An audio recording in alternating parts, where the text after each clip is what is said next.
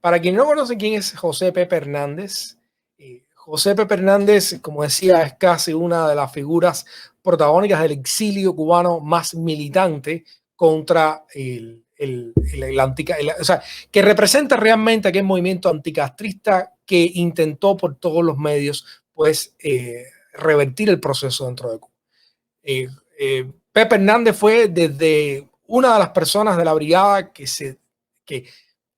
desembarcaron en Bahía de Cochinos, pasó 18 meses en las cárceles cubanas, fue regresado acá. La historia cuenta de muchas otras acciones en las que puede o no puede estar involucrado, aunque no le voy a preguntar sobre eso hoy. Hoy vamos a hablar de otras cosas. Pero bueno, hay mucha historia en Internet que usted seguramente puede consultar. Después, a partir, bueno, de los años 80, él ha sido parte inseparable de la Fundación Nacional Cubano-Americana, organización de la cual hoy es presidente. Como ustedes saben, esta fundación ha sido un brazo también de lobby de la comunidad, el exilio cubano-americano, y ha estado involucrado en muchos de los eventos que han definido la historia de las relaciones Cuba-Estados Unidos, de Cuba con su exilio. Así que la perspectiva que trae José Pepe Hernández acá, los puntos que vamos a conversar, estoy seguro de que es muy difícil poderlos entender sin su visión de qué sucedió. ¿Cómo, o sea, de dónde vino la idea de hablar con Pepe Hernández? Miren, ustedes saben, esto es 23 y flag. Aquí nuestra posición es tratar de buscar los puntos que nos unen. Esta esquina donde nos reunimos los cubanos de todas partes. Y para eso necesitamos siempre conversar, sobre todo conversar con el que piensa distinto, con el que tiene otra experiencia generacional, con el que tiene otra experiencia, otras ideas quizás políticas. Entonces es fundamental que nosotros tracemos, como siempre he dicho, esas conversaciones donde vayamos a lo existente, a lo profundo, a las ideas que incluso más extrañas o más distantes no pueden ser. En mi caso, me separa de Pepe Hernández varias grandes barreras. La primera es la barrera generacional. Yo nací en Cuba, vine para acá mucho más reciente, solo escuché por los libros la historia de la que fue parte y trato de entender, para entender la propia comunidad cubanoamericana, lo cual aspiro a que entender esos procesos, esas ideas, esas historias, esos episodios, me ayuden también a reconstruir y a entender lo que puede ser nuestro futuro. Yo estaba conversando con Joe García, que ha estado aquí en otros programas, y él me estaba haciendo una anécdota de un viaje que él quería dar a Cuba cuando, creo que fue la administración Bush. Y uno de los funcionarios de la administración Clinton, de apellido Richardson, creo que había sido Bill Richardson, había sido secretario de Energía, pues comienza a organizar un viaje a La Habana. Y Joe García se acerca a Richardson, según él me cuenta, y quiere ser parte de ese viaje en La Habana. Bueno, pasan unos días, parece que Richardson está coordinando qué es lo que va a suceder con Cuba, y finalmente le hace una llamada, le regresa la llamada a Joe García, y le dice: Joe, tengo para ti dos noticias, una noticia que es mala y una noticia que es buena. Joe García dice: bueno, dime la mala, ¿no? Dime la mala primero, como estamos nosotros acostumbrados a pedir. Y Richardson le dice: Joe, la mala noticia es que no vamos a Cuba. Bueno, después de eso, imagínate, un Cuba agua fría, ¿no? Que, bueno, dice yo, bueno, ¿cuál es la buena noticia entonces? Porque si no vamos a Cuba, ¿cuál puede ser la buena noticia? Y Joe García le dice: bueno, la buena noticia es la siguiente. Cuando dije que quería ir contigo, con Pepe Hernández y con Jorge Masanto, me dijeron que si Pepe Hernández aterrizaba, posiblemente lo fusilaban en el aeropuerto. Que si Masanto iba, probablemente ahí mismo lo dejaban preso. Pero que si García tú ibas, probablemente nada más te deportaban. Así que la buena noticia es que no estás tan mal. Entonces, desde ese punto de vista, pues obviamente es para un poco poner en perspectiva cuán distante puede estar esta brecha entre los que de alguna manera permanecieron en la isla y entre algunos que fueron al exilio más militante, como el caso de Pepe Hernández. Pero aún así han pasado muchas cosas. Ha pasado mucho tiempo. Las personas evolucionan. Las personas ven la vida quizás con el prisma de los nuevos, de los nuevos tiempos. Y a mí me da curiosidad y principalmente tener esta conversación con Pepe Hernández, pues quiero saber cuál es el prisma que él ha tenido desde su posición, desde las grandes diferencias generacionales, desde las grandes diferencias ideológicas o políticas que pueden existir entre varios cubanos, dado que él tomó pues posiciones firmes aquí en el exilio norteamericano, como cubanoamericano en los Estados Unidos. Como mismo digo eso, digo que he conversado con muchas personas aquí que lo aprecian, lo respetan, lo admiran y valoran parte del trabajo que él ha hecho y gran parte del trabajo que él ha hecho con esta comunidad más allá de las diferencias. Entonces, indiscutiblemente es una conversación donde podemos ir a profundidad, es una conversación que trata también de diferencias y es una conversación que trata de si es posible igual el acercamiento entre más cubanos, entre unos y otros, a pesar de las historias, a pesar de las posiciones firmes que haya tomado cada uno en su historia personal. Bueno, dicho esto, dada esta introducción, tengo pues el gusto de invitar a nuestro programa a Pepe Hernández. Bienvenido, Pepe. Está, a ver, por la invitación y además de la invitación por la introducción que he podido oírla mientras hablaba y realmente es muy satisfactoria en mi opinión. Gracias, Francisco. Bueno, yo sé que usted es una figura que ha despertado pasiones aquí en el exilio, ha despertado pasiones en Cuba, y usted ha sido alguien que ha, sin ninguna duda, tomado posiciones firmes políticamente acá en toda la historia. Pero yo no quiero, o sea, quiero explorar un poco el lado más profundo de todo esto. Y yo le preguntaría, dentro de este exilio del cual usted formó parte, de los que en gran medida se ha caracterizado también como el exilio más militante, ¿no? Que se ha enfrentado al sistema cubano. ¿Cuáles para usted ha sido quizás los momentos más definitorios en esa historia del exilio cubanoamericano? Los momentos que usted diga, aquí hubo un cambio, aquí hubo una afirmación, aquí definimos estas cosas. Si usted fuera a contar la historia de ese exilio cubano y pudiera nombrar uno, dos, no sé, acontecimientos que para usted fueran quizás los que más deberíamos prestarle atención para entender a su generación, para entender a las personas que, como usted, asumieron las posiciones más militantes dentro del exilio. ¿Cuáles serían esos momentos? Bueno, realmente definir al exilio en dos o tres momentos realmente no creo que sería la forma más efectiva de hacerlo.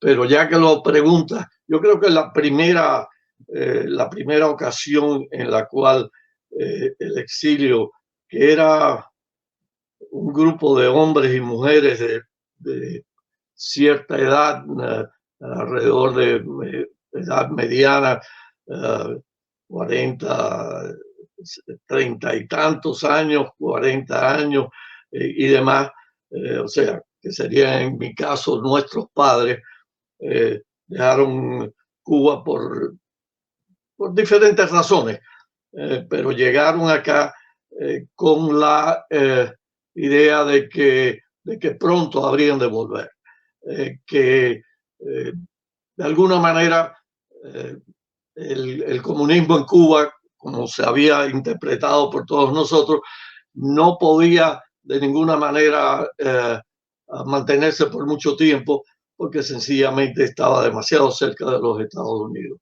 Y esas personas que llegaron a Cuba, llegaron a los Estados Unidos, pensaban realmente que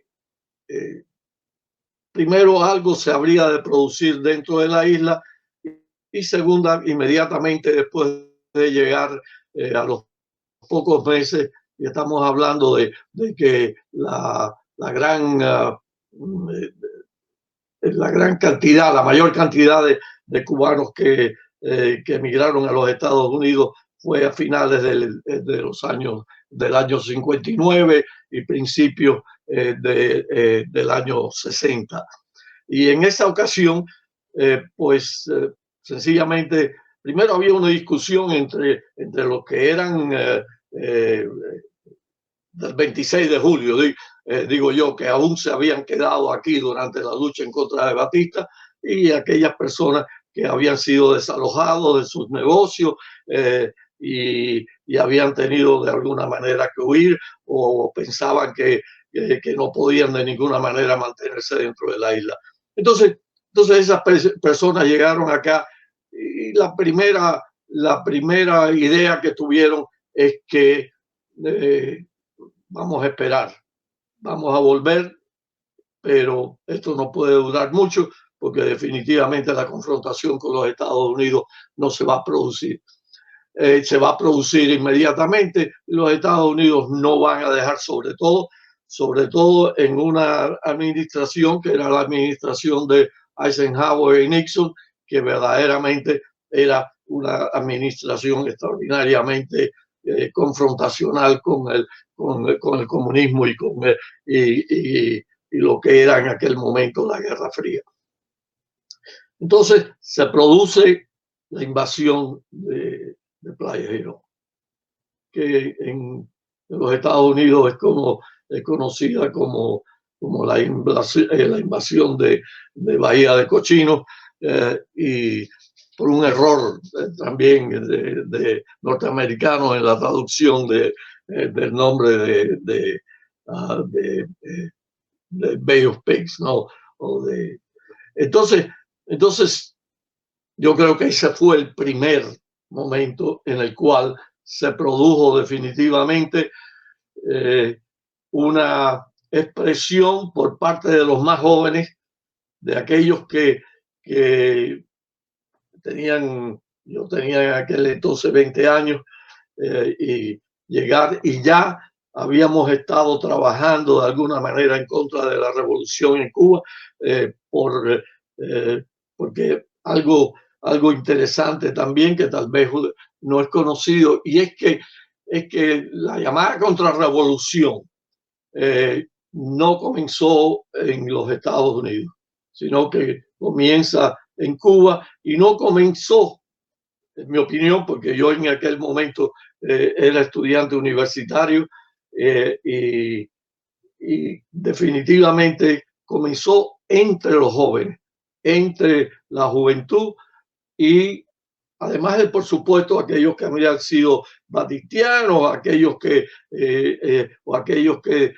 habían estado en el gobierno anterior a Batista, ¿no? Los políticos de Guerau y de Carlos Prío Socarrás.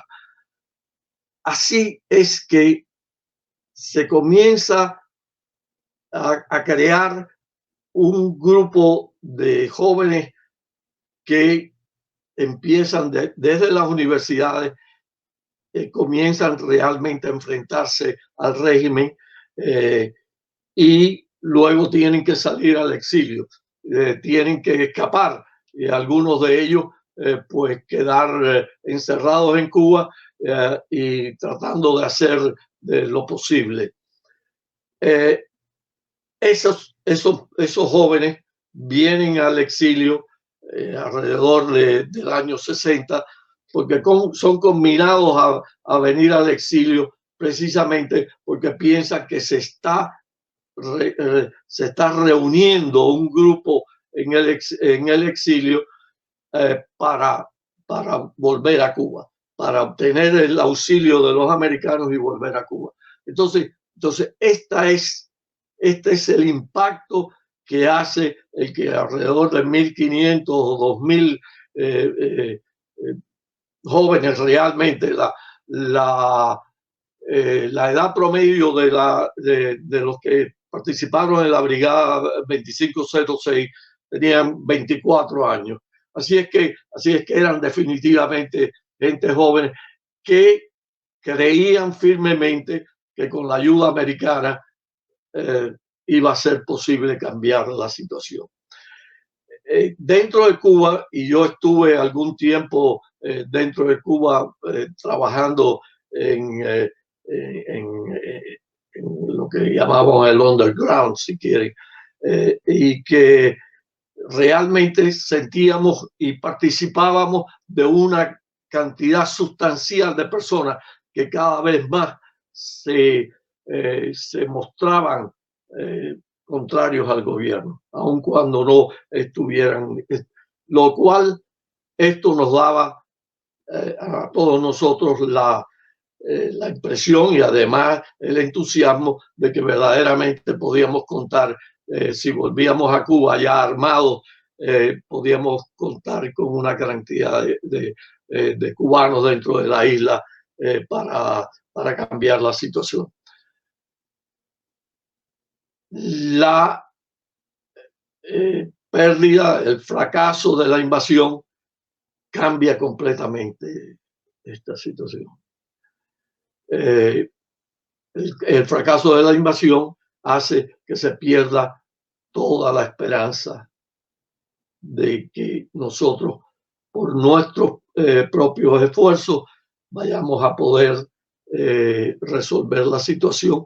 Y por otra parte, se crea dentro de ese desaliento la falta total de confianza en los norteamericanos. Lo que se decía anteriormente de que la revolución o el castrismo, como quieran llamarlo, no podía mantenerse en Cuba porque por la cercanía con los Estados Unidos, cambia totalmente la visión de todo el exilio. Y esto se reafirma más aún durante la situación de la crisis de los cohetes de octubre del 62, en la cual nosotros estábamos aún presos. Yo estaba en la cárcel en el Castillo del Príncipe en La Habana. Por lo tanto, no conocía en su totalidad qué era lo que estaba sucediendo. Pero cambia la mentalidad del cubano, y a no ser por un pequeño grupo de activistas radicales que comienzan a hacer acciones y continuar tratando de llegar a Cuba y hacer acciones de muerde y huye, como le llaman, o sea, en pequeñas embarcaciones. Sin embargo, la mayor parte del exilio se dedica a trabajar, a crear una familia, aún los más jóvenes, a estudiar y a progresar de alguna manera, sin olvidarse de la situación cubana. Y esto es, a través de los 60 años, quizás lo que más ha definido al exilio cubano. Y es que jamás, si perdieron la fe en los norteamericanos, si perdieron incluso la fe en que podían ellos hacerlo por sí mismos, sin embargo, nunca se perdió la esperanza, la fe en que íbamos a volver y que teníamos que seguir haciendo algo por nuestros familiares y en general por todos los que habían quedado atrás. Yo creo que esto es lo que fundamentalmente define al exilio durante este tiempo. Luego, por supuesto, hubo algunas otras situaciones que crearon o motivaron mayor interés en el exilio, pero fundamentalmente durante todo este tiempo había diferentes situaciones, pero no había una firmeza en tratar de resolver el problema. La próximo punto que cambia nuevamente toda la situación y la visión del exilio sobre la relación con Cuba. Es primero el diálogo, el inicio del diálogo durante la intención o los esfuerzos de la administración de Carter por hallar una solución o hallar un acercamiento con el régimen castrista. Yo voy a llamarlo como lo he llamado todo el tiempo, aun cuando sé que definitivamente no es esta en este momento, quizás no sería la más la acepción o la definición más ni elegante ni tampoco sustancial que defina lo que está sucediendo en Cuba en este momento, o el régimen que está al frente del gobierno en Cuba. Entonces, es durante este momento en que se produce, y luego, por supuesto, con la crisis del Mariel, y en que nuevamente vuelve a cambiar totalmente la visión del exilio. Y el interés y la concentración del exilio en un esfuerzo de una cantidad sustancial o significativa de los hombres y mujeres. Aquellos que habían ya triunfado en los negocios, y en los Estados Unidos se hablaba frecuentemente de la gran avance que había tenido, el gran progreso que había tenido la comunidad cubana en el exilio, en los Estados Unidos. Entonces, al producirse el Mariel, el éxodo del Mariel, se produce en Miami, específicamente en Miami, pero en otras ciudades de los Estados Unidos, pues una situación de crisis por la cantidad extraordinaria de cubanos que llegaron en ese momento. Y en nosotros, y cuando hablo de nosotros, aquellos que habíamos participado durante mucho tiempo en diferentes organizaciones, en diferentes proyectos de confrontación, de esfuerzo confrontacional con el régimen cubano, resulta pero que ya habíamos progresado enormemente en nuestra vida, ya sea profesional o ya sea como hombres de negocio, y en ese momento un grupo de nosotros llegamos a la conclusión de que en aquel momento veíamos que se estaba dando una situación en la que la opinión pública americana perdía totalmente aquella simpatía que tenía por el exilio cubano, y por el esfuerzo y los avances que los exilios por su propio esfuerzo personal habían hecho en los Estados Unidos, y pues obviamente sentían que realmente los cubanos lo que estábamos haciendo es que nuevamente por el problema con Cuba estábamos creando grandes problemas en ciudades norteamericanas y sobre todo en el sur de la Florida, con la cantidad enorme de cubanos que llegaban. Entonces esto nos indica a nosotros, a un grupo de cubanos que ya estábamos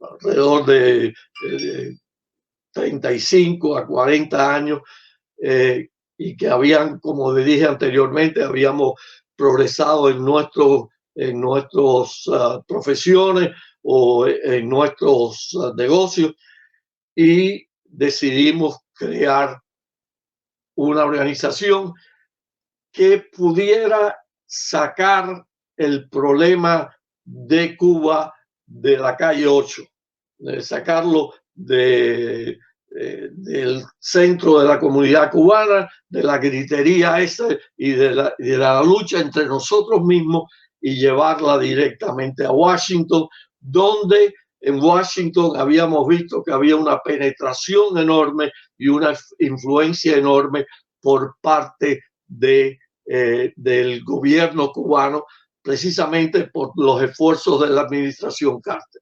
Entonces nuevamente se da en ese momento un punto fundamental en la historia del exilio, porque adquiere nuevamente conciencia de su capacidad de poder afectar o influenciar la política de los Estados Unidos con respecto a Cuba a través del voto, a través de nuestra participación en la política nacional de los Estados Unidos.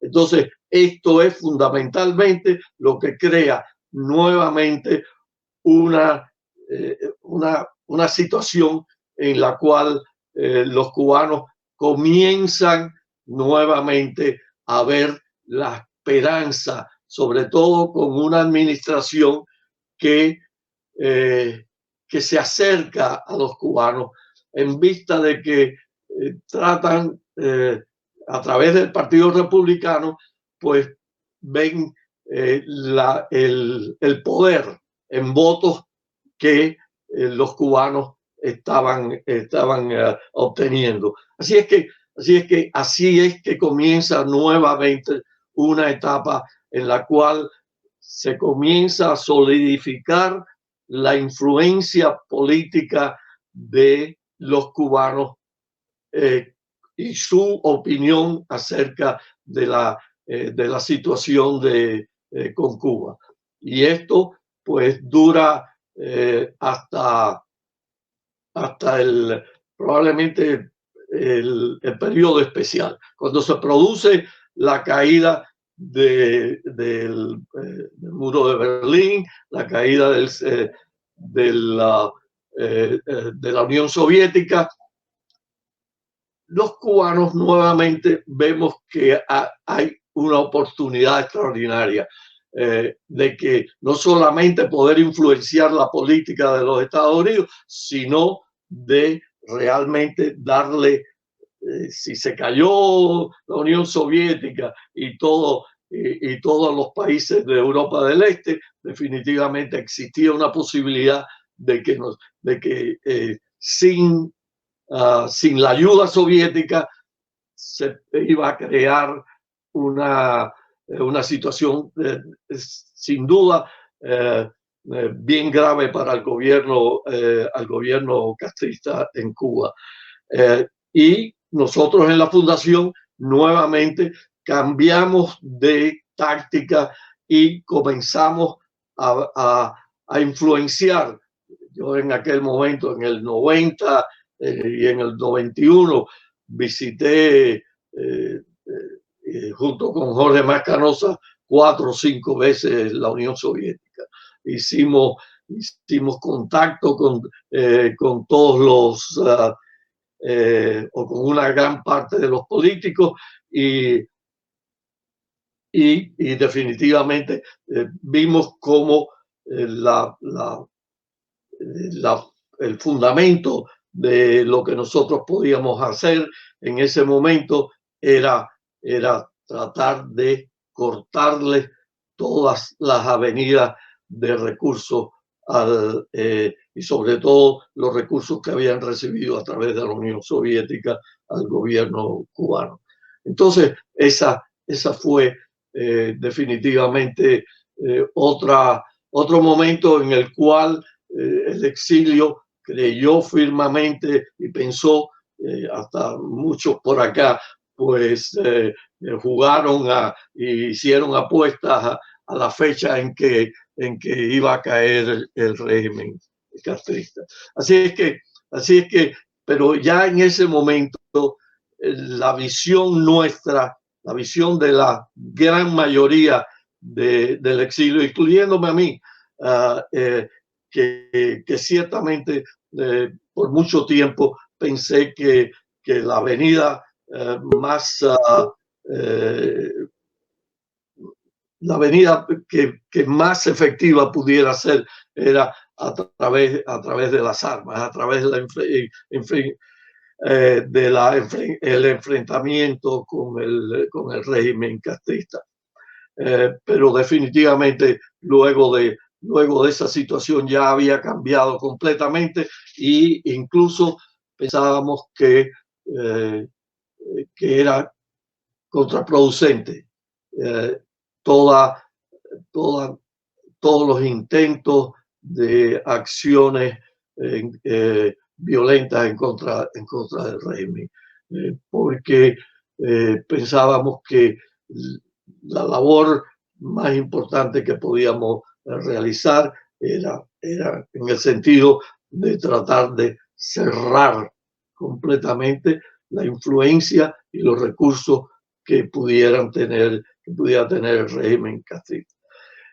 Yo creo que eso ya te da 3 o 4 de los elementos más que en mi opinión tienen más significación en determinar el proceso por el cual cada uno de nosotros cambiamos de método de lucha, pero no cambiamos, creo yo, en gran parte el exilio en general con una parte significativa, independientemente de las generaciones, de las diferencias generacionales, de querer resolver el problema de Cuba en el sentido de que Cuba pudiera nuevamente tener acceso a los derechos, acceso al bienestar y acceso a la paz.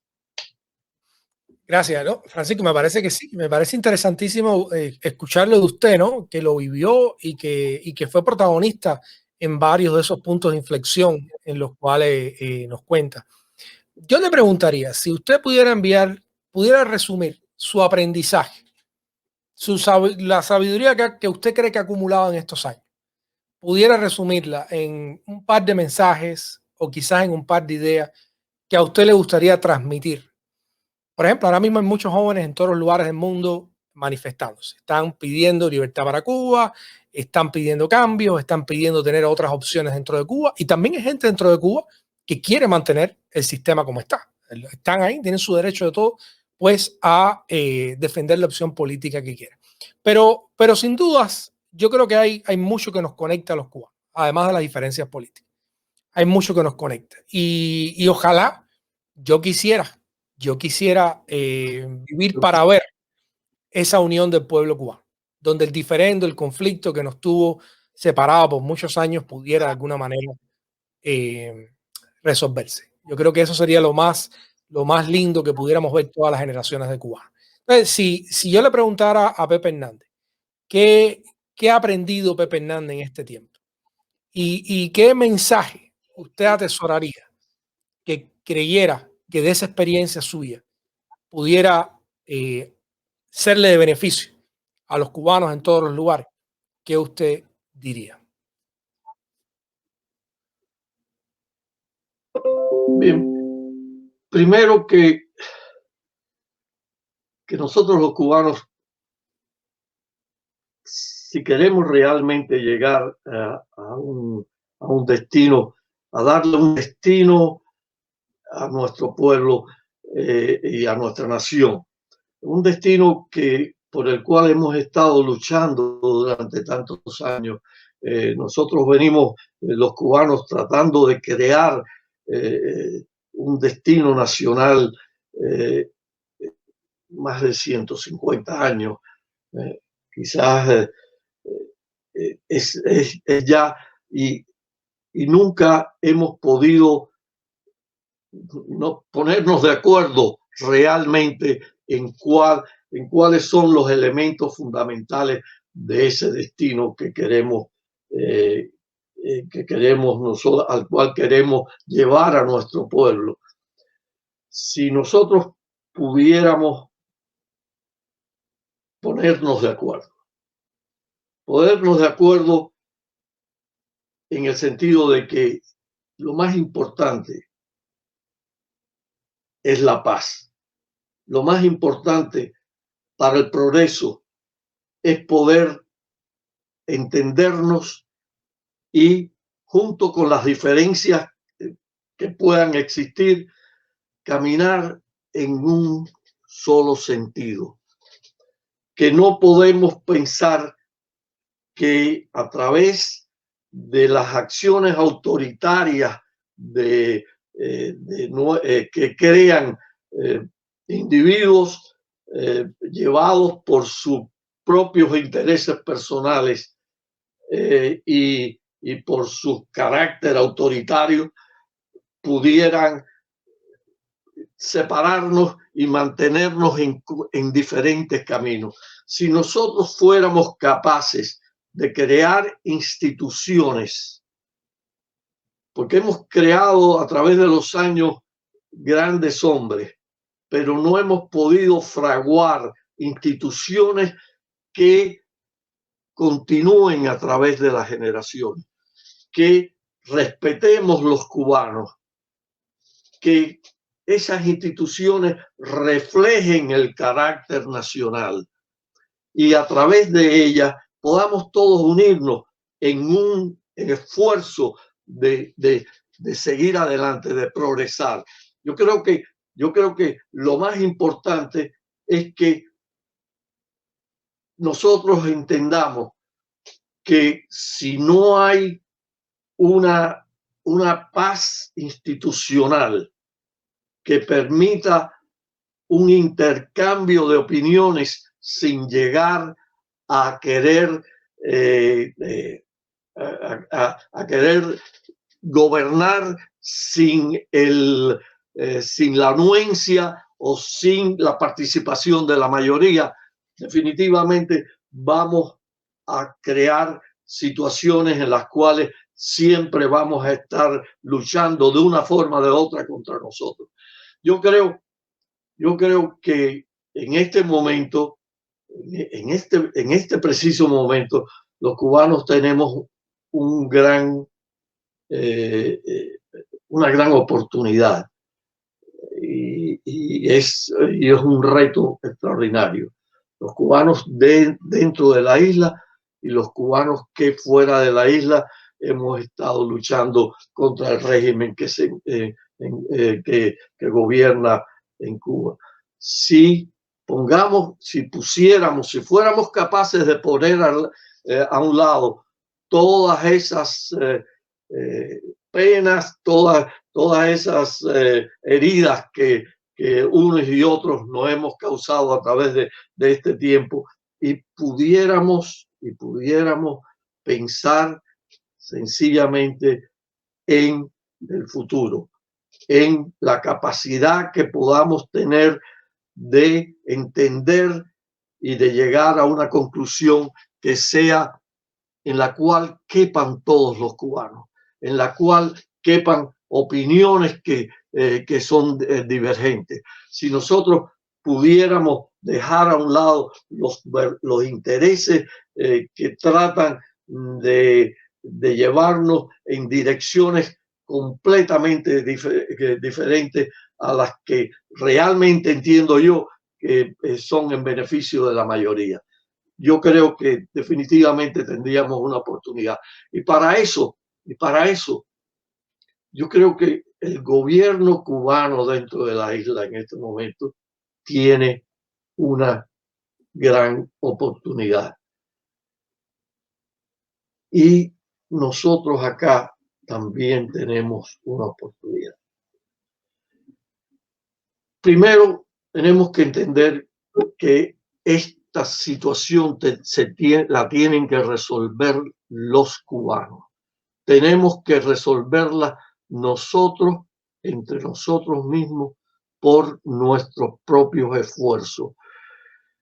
Que no podemos estar, como desafortunadamente en este momento vemos muchos cubanos acá en el exilio, que están pidiendo una intervención americana. Primero, esto es completamente absurdo, porque los americanos no van a invadir. Cuando tuvieron la oportunidad de hacerlo, no lo hicieron y no lo van a hacer ahora en este momento, porque sería contrario completamente a los intereses de ellos, no a los intereses nuestros. Así es que definitivamente eso no va a suceder. Pero además de eso, no podemos pedirle a nosotros, porque yo creo, y la mayor parte del exilio cree, que realmente en Cuba por primera vez se está produciendo una, un llamado general del pueblo y una, si no confrontación, un grito de libertad del pueblo, en el cual ha perdido hasta cierto punto el miedo que le causaba los históricos de la revolución, que ya definitivamente han desaparecido, y además porque la crisis es tan extraordinaria que el pueblo cubano no ha tenido más remedio que tirarse a la calle. En una situación como esta, yo creo que es necesario que nosotros, acá en el exilio, y los cubanos dentro de la isla, comprendan, los cubanos sobre todo que están en el poder en este momento o que de alguna manera están de acuerdo con el proceso que ha seguido Cuba durante todo este tiempo, comprendamos que esto no se puede resolver más que por una negociación.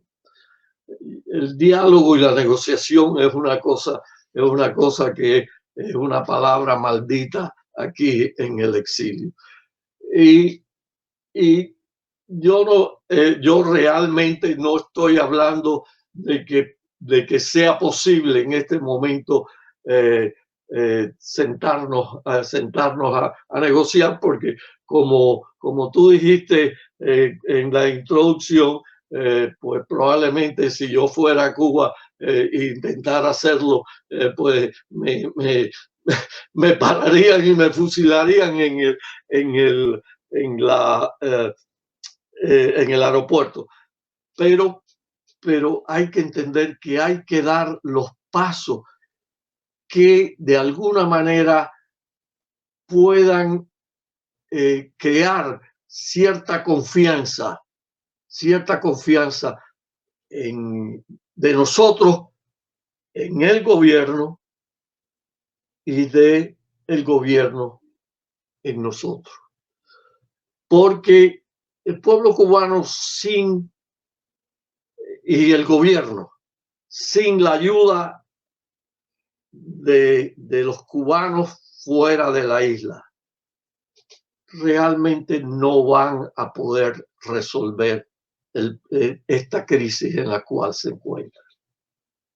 La capacidad que tenemos nosotros a través del mundo, pero específicamente en los Estados Unidos, y estoy hablando del exilio cubano, la capacidad en términos intelectuales, en términos políticos y en términos económicos puede ser extraordinariamente efectiva en sacar a Cuba del hoyo en el cual se encuentra.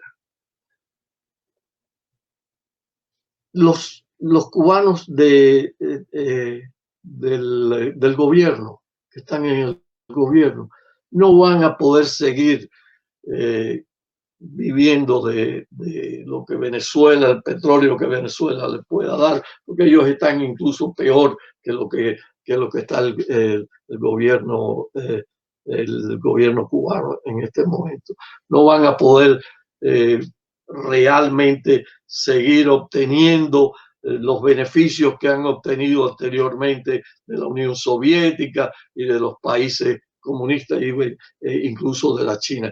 Así es que esto, de lo que ha vivido y en este momento, debido al COVID, pues también ha desaparecido la capacidad de desarrollar el turismo de la nación cubana.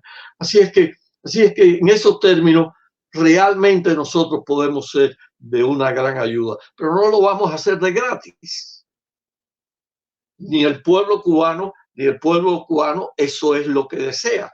Por lo tanto, cada uno tiene que dar un paso adelante. Estas cosas que hemos visto, esta reacción que hemos visto por parte del gobierno en este momento, es fatal, porque envía un mensaje completamente equivocado, totalmente equivocado para nosotros, para el gobierno de los Estados Unidos, que nos hace, obviamente que tiene que estar presionado en este momento todos los días, prácticamente todos los días hay más manifestaciones en Washington en contra del gobierno de Cuba que lo que hay aquí en Miami. Correcto. Entonces, o por lo menos la misma cantidad. Entonces esto es lo que este es el mensaje que yo quisiera ver de alguna manera por parte de ellos. Tienen que ser realistas. Ya patria o muerte no existe. Nadie se va a morir por la revolución. Todos quieren la patria.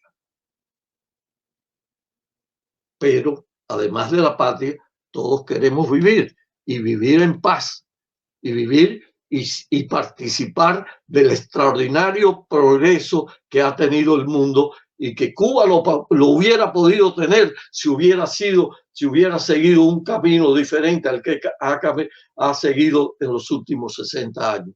Y esto no es culpa del embargo, esto es culpa del gobierno cubano, que no ha sabido primero utilizar todos los recursos que le han dado los países comunistas o los países que de alguna manera son enemigos de los Estados Unidos y han querido ayudar a Cuba, porque ayudando a Cuba de alguna manera le hacían daño a los Estados Unidos.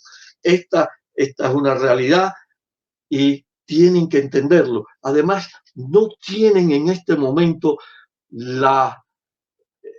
primero, ni la confianza del pueblo cubano porque la han perdido, pero además de eso, no tienen la capacidad de poder activar los recursos que eran capaces de hacer hace 20 o 30 años.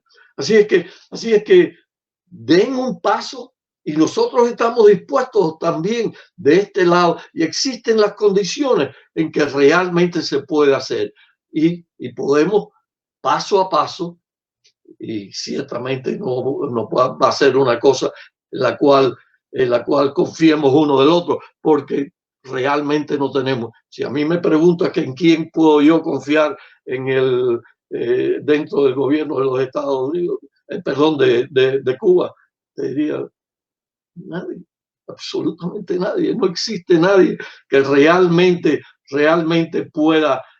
podamos nosotros pensar. Y ellos obviamente están enfrascados en una lucha por ver quién es más radical y quién realmente mantiene una posición más firme en contra en este momento de su propio pueblo. Bueno, Francisco, te adelantaste a todas mis preguntas. Ya me quedé sin preguntas porque me lo respondiste prácticamente todo. Entonces, como último te quería decir, ¿hay algo que no hayamos cubierto, que quizás en estas dos preguntas muy abiertas que te hice, pero que evidentemente captaste la situación o el momento y nos diste una visión? ¿Hay algún otro punto que tú crees que sea importante también traer? Y con eso, bueno, nos estaríamos despidiendo porque no quiero tampoco robarte demasiado tiempo. Pero dentro de este análisis que hemos tenido, ¿habría algún punto adicional que crees que valdría la pena también que tomáramos en cuenta todos los cubanos? Mira, y es sencillamente basado en y es nada más que una recomendación para todos los que dentro de Cuba, y especialmente si hay alguien dentro del gobierno cubano que pueda estar oyéndonos. Nada, ninguno. Ha habido a través de la historia, hemos tenido, nosotros acá, pues hemos tratado de poner un muro, levantar un muro bien alto para que no se, por parte de los Estados Unidos, no se legitime la revolución cubana, no se legitime el gobierno el gobierno castrista. Esta ha sido fundamentalmente lo que hemos tratado de hacer y lo hemos conseguido, obviamente, en gran parte. Lo conseguimos hasta cierto punto con una ley que es una ley maldita en Cuba, que es la llamada ley Helms-Burton, que definitivamente es una ley que fue dedicada a crear ese muro. Pero además de eso, esa ley, y si no la has leído, o si no alguno que me está oyendo no la ha leído, léanse el título 2 de la ley Helms-Burton. El título 2 y esta es una ley que es como dicen los americanos, es the law of the land, es la ley de los Estados Unidos que tienen que seguirlos todos. Y es un llamado a establecer las condiciones mediante las cuales los Estados Unidos van a levantar todo el embargo, van a poder, específicamente las condiciones que existen para que esto pueda producirse. Es un llamado quizás establecido en ese título 2, un llamado a la conversación. Es un llamado a ustedes hacen esto y nosotros hacemos esto. Correcto. Esa ley, ese capítulo 2 de la ley Helms-Burton fue escrito en la oficina de un cubano americano congresista en aquel tiempo que se llama Bob Menéndez. Bob Menéndez, que es senador de los Estados Unidos en este momento y es además el chairman o el presidente, digamos, del Comité de Relaciones Exteriores del Senado de los Estados Unidos. Es la persona que realmente y nosotros participamos en eso, que hizo posible y escribió en su oficina esa ley. Es el hombre más importante en la política de los Estados Unidos hacia Cuba en este momento. Lo es. Yo les recomiendo que la leen y que tal vez algún cubano interesado se ponga en contacto con él. Pero déjame, no, hay muchos cubanos interesados en ponerse en contacto con Bob Menéndez, eso se lo puedo asegurar. Aquí le mando un saludo. De la isla, desde aquí definitivamente habemos mucho, pero de la isla de todo. Ahora yo le preguntaría, si vamos a resolver el problema entre cubanos, ¿no sería mejor que esa guía no fuera algo impuesto por el gobierno de los Estados Unidos? Yo me pregunto. Correcto, pero el problema que tiene es que tenemos de alguna manera que guiarnos por un mapa de camino, ¿no? Y Y ese mapa me luce a mí que independientemente lo hicimos los cubanos, porque la ley Helms-Burton no la pasaron los americanos. La ley Helms-Burton lo pasamos los cubanos de en los Estados Unidos. Jamás en la vida hubiera habido ni la ley Torricelli ni la ley Helms-Burton. Así es que realmente la política de los Estados Unidos durante los últimos, desde 1980 para acá, no fue hecha por los americanos. La política de los Estados Unidos con respecto, y tenemos esa política que tendrían que venir los Estados Unidos por ley a sentarse en esta cosa que nosotros hemos hecho, que nosotros aún en el exilio hicimos ya hace muchísimo tiempo. Así es que nos estamos guiando por algo que inventaron los cubanos y que se lo pusieron y se lo hicieron, lo forzaron a los americanos a tragarse. Hablando ya un poco más. Se le impusieron a los americanos. Se lo impusimos a los americanos. Esta es la realidad. Esta es la realidad. Y si el exilio quisiera, se cambiaba completamente todo eso. Pero el exilio jamás va a querer. Y trató, porque hubo grandes grupos y grupos significativos aquí y con poder político en los Estados Unidos de cubanos que trataron, que se enfrentaron a esa situación, pero definitivamente no lo hay y ahora menos que nunca. Y ahora tenemos el pueblo cubano a nuestro favor. No estamos hablando de imponer nada, estamos hablando de tratar de resolver un gran problema. Estoy de acuerdo. Creo que además un mensaje que hemos dado aquí también, independientemente de las coyunturas históricas, el problema entre los cubanos de ambas orillas tiene que resolverse teniendo en cuenta a los cubanos que están acá. De otra manera, no se va a poder resolver ese conflicto. Y honestamente debe ser así. No se debe dejar a ningún cubano fuera para resolver este conflicto. Esté donde esté. Todos y para el bien de todos, independientemente del golpe que haya dado cada uno. Porque es una historia de un conflicto largo.